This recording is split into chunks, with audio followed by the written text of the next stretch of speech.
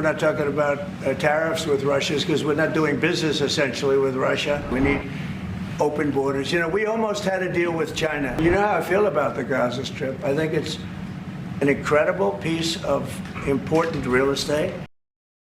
We have a nightmare Trump press conference to hop into where he gives the game away on Russia, on ethnic cleansing, and is failing to answer any questions. So leave us a like if you can. It helps us out a ton. And let's hop right into the madness. Do you still plan to meet with him?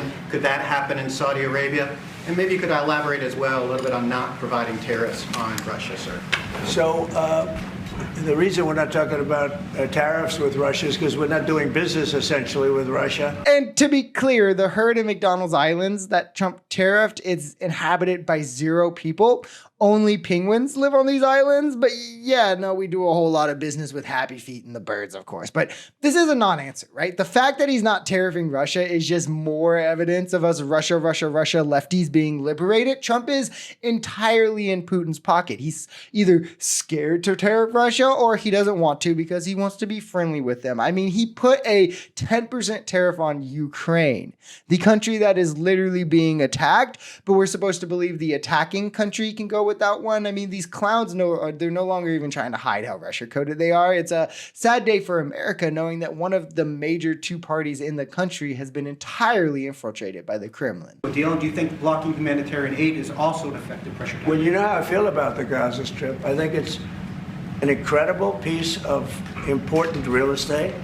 And I think it's something that we would be involved in, but, having a peace force like the United States there, controlling and owning the Gaza Strip would be a good thing. Insanity. This is the president for now the 2nd time calling for the ethnic cleansing of Palestinians, but also stating that the U.S. will directly be involved in making it happen, seemingly with U.S. troops. He's signaled that in the past. Also, all he ever hears about is Hamas. What about Israel, who's been breaking the ceasefire, or I don't know, doing a genocide? No mention of that, no seeing it. Okay, but you've got to love how this racist, decrepit old man is talking about people's homes, land that these people consider holy, as if it's just another piece of a business deal. It really shows how transactional this man's mind is, where he's always going to put profit over people, which is sickening. I mean, it's just truly frightening. There can be permanent tariffs, and there can also be negotiations, because there are things that we need beyond tariffs. We need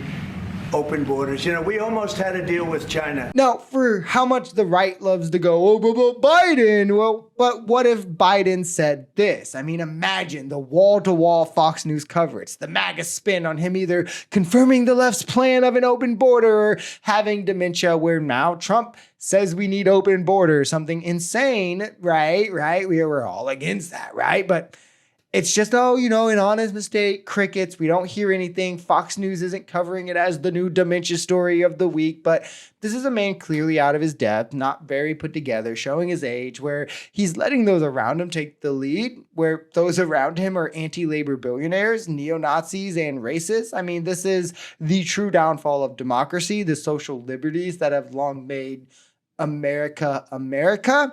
But it is also insane, the double standard here that consistently needs to be pointed out, where if Biden had done something like this, if Biden had came in and tanked the market, it would be world-bending news for MAGA. It would be proof of dementia for MAGA, but now it's nothing serious to them, which is why we need to consistently make the case that they are all hypocrites who should never be taken serious again. So maybe we can pull back some of the power they have in controlling narratives in this country.